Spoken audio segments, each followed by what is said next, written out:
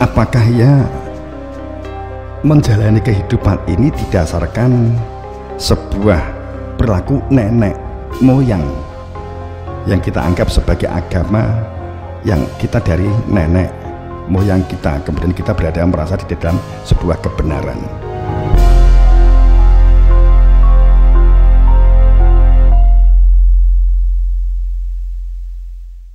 Sekali lagi saya tekankan, kebenaran itu apa, atau bagaimana, atau siapa, kan begitu.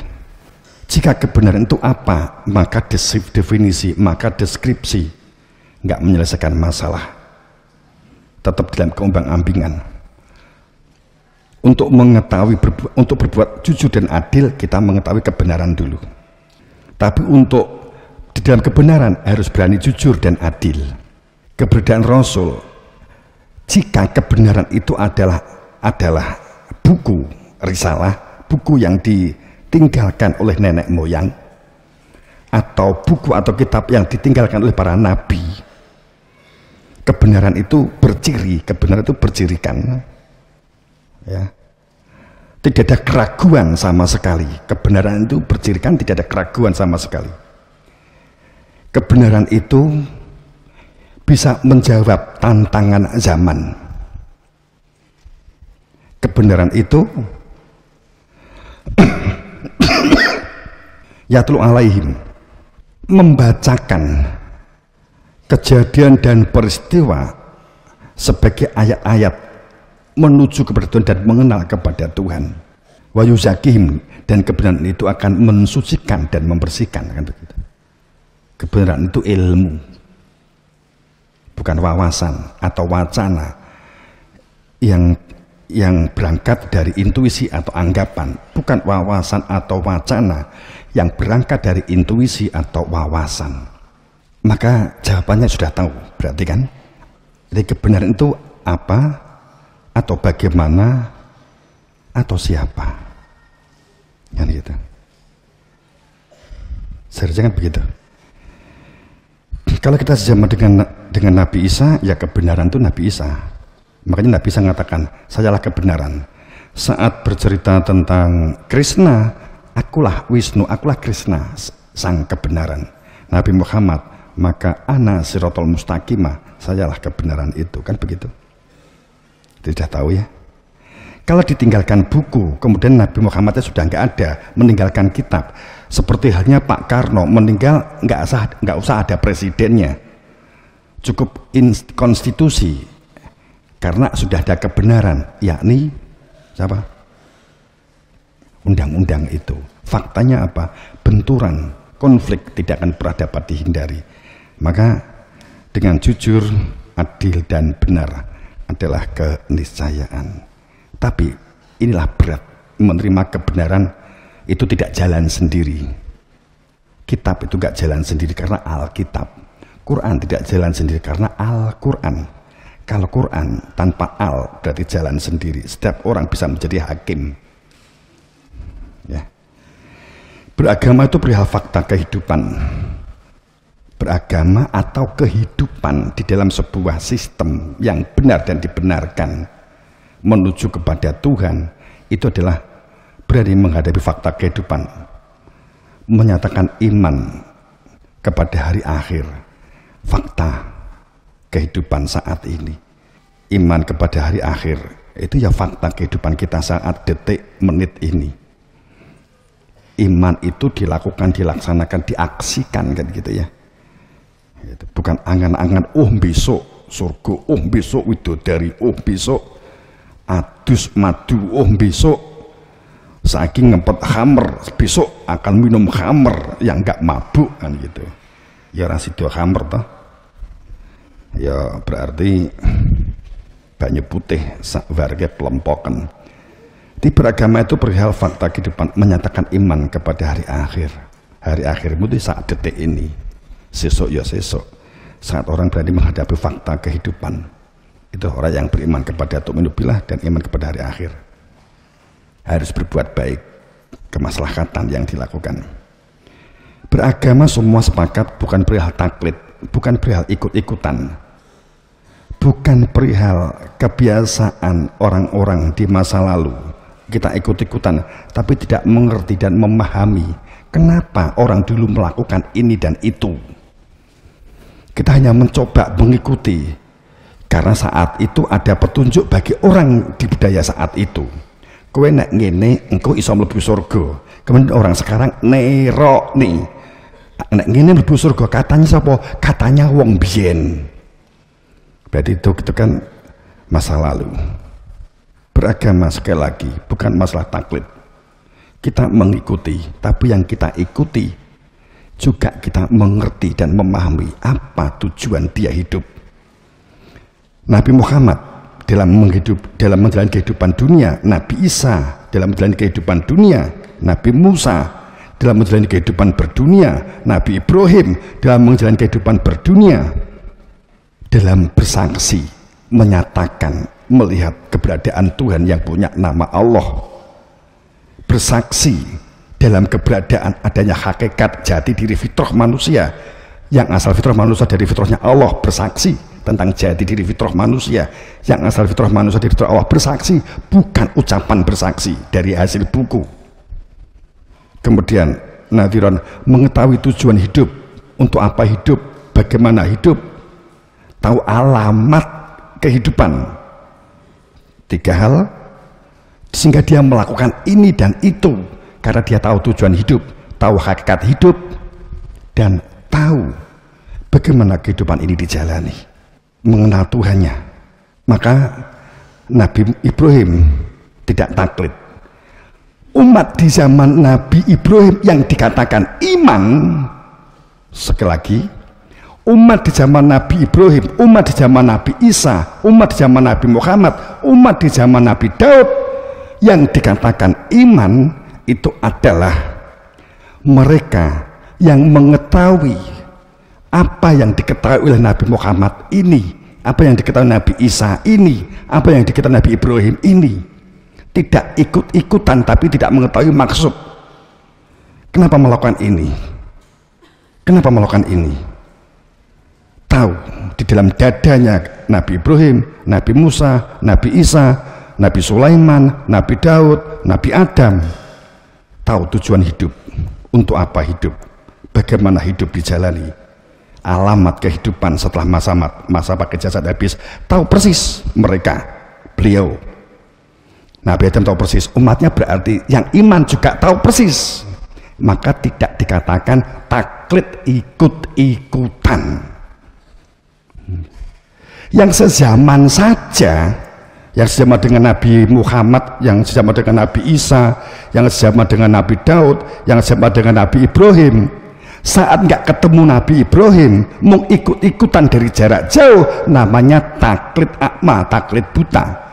Supaya tidak taklid, maka temui Nabi Ibrahim. Bagaimana cara kembali kepada Tuhan jika sewaktu-waktu masa pakai jasad habis?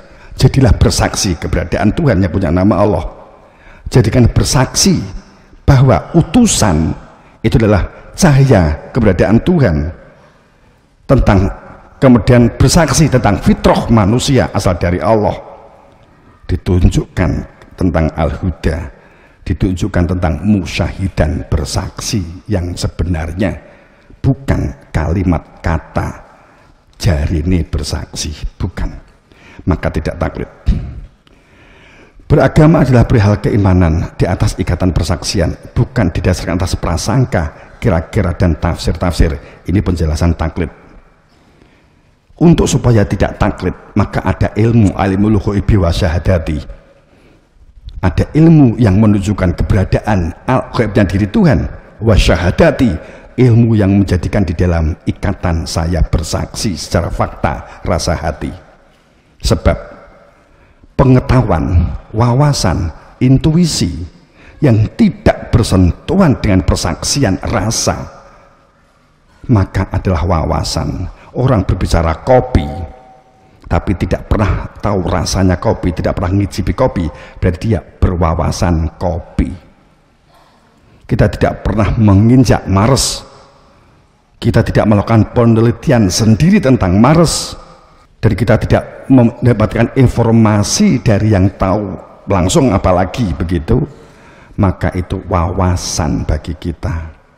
Hasil membaca dari bacaan tapi tidak bersentuhan dengan persaksian rasa, maka itu wawasan, maka itu pengetahuan. Maka kita menjadi orang yang taklid akma, ikut-ikutan. Orang ngikuti orang bercerita tentang surga, bercerita tentang neraka, berbicara tentang pahala, berbicara tentang entuk widodari, tapi kita tidak pernah bersentuhan dengan ini semua yang cerita juga dari buku, maka kita ikut taklid buta. Apakah begini beragama? Tidak. Beragama itu fakta. Beragama itu perihal fakta, arah dan tujuan, mengenali alamat tujuan. Namun itulah sejarah terulang dan terulang, kembali dan kembali lagi. Mindset itu sangat berat. Merubah pola pikir dan kebiasaan itu sangat berat. Karena instrumennya jujur, adil dan benar, dan banyak lagi jika diuraikan itu juga panjang. Apalagi sekarang, ekonomi, sosial, kehormatan. Dan dalam sejarahnya manusia lebih cenderung mengikuti kebiasaan nenek moyangnya dan orang-orang yang di masa lalu. Bertaklid kepada cerita-cerita masa lalu, bernostalgia dengan masa lalu yang kita nggak pernah ngalami. Dan manusia cenderung menolak realitas untuk mengikuti kebenaran yang real. Mungkin keberadaannya Rasul, keberadaan utusan, keberadaan kebenaran, itu dalam sejarahnya selalu ditolak, selalu ditolak, selalu difitnah, selalu difitnah, selalu diolok, selalu diolok. Nabi Muhammad ditolak, sehingga setelah Muhammad menunjuk penerusnya ditolak perang. Nabi Isa ditolak, tapi setelahnya baru diterima. Setelah bukunya beredar baru diterima. Mergo wis menghasilkan uang, menghasilkan pemasukan, kan gitu. Saat itu kebenaran dimunculkan, ditolak kembali, kan gitu.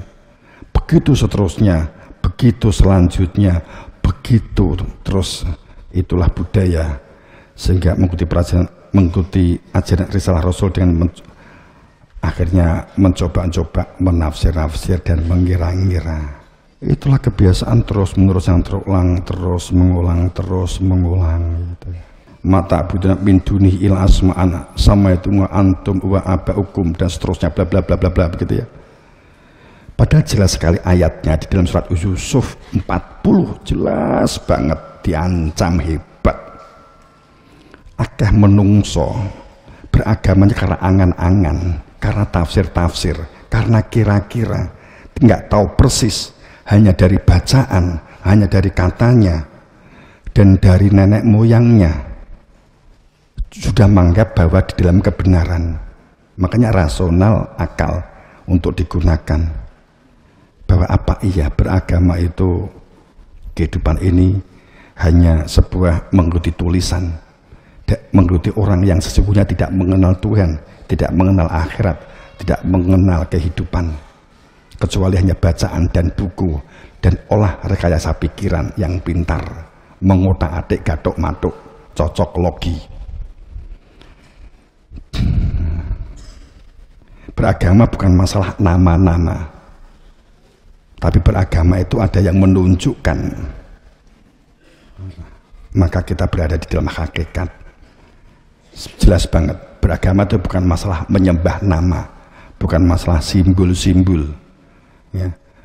Jadi bukan masalah retorika dan penghalang kemajuan dan berada di dalam kebenaran. Itu adalah satu fanatik, kultus, tidak berani jujur, tidak berani adil kepada diri sendiri, dan anggapan dan intuisi dianggap kebenaran. Kan itu yang terjadi. Jadi kebenaran intuisi. Kemudian kedua, hanya mengetahui kehidupan yang lahir dari kehidupan yang batin dalam berdunia ini, hanya mengetahui kehidupan dunia, tapi tentang batin akhirat itu masalah batin itu tidak mengenal, sehingga semua standar kebahagiaan, ketentraman, kehormatan, bahkan standar kehormatan, kemuliaan, keagungan itu adalah materi, kopiah, sorban, ya.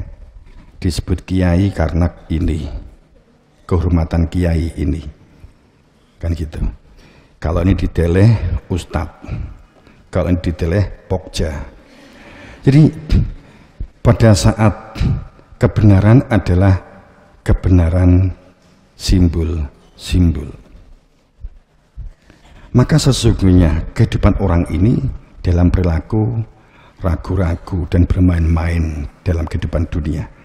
Karena kehidupannya sungguh-sungguhnya adalah berada di dalam dada, di dalam batin, tentram, itu kehidupan batin. Sungguh-sungguhnya berdunia kita jalani karena untuk menjadikan terteranginya di dalam kehidupan batin ini supaya menjadi jelas dan terang orientasi batin. Maka balhum fisaki ya lo'abun, mereka ini berada di dalam keraguan, di dalam kepanikan, di dalam kebingungan sesungguhnya. Hanya akal-akalan, hanya rekayasa. Kita tentu tidak menginginkan kehidupan yang begini. Kemudian ketiga, penghalang kemajuan, bahkan menyatakan keselamatan. Tidak berani menghadapi fakta. Fakta diri kita, fakta umur kita, fakta kita masih SMP, fakta bahwa berani menghadapi fakta kita masih SMP, berani menghadapi fakta kita masih SMA, berani menghadapi fakta bahwa kita itu sebagai ustadz, berani menghadapi fakta bahwa kita itu pokja, berani menghadapi fakta bahwa kita petani, berani menghadapi fakta bahwa Anda mungkin umpamanya bupati, fakta bupati itu apa sih? Hamba, kan begitu kan? Berani menghadapi kenyataan dengan berani jujur, terbuka dan lapang dada, berpikir rasional, berani jujur atau diuraiannya di depan tadi itu untuk awal memecah kebuntuan kehidupan berdunia yang rumit demi untuk keselamatan ini.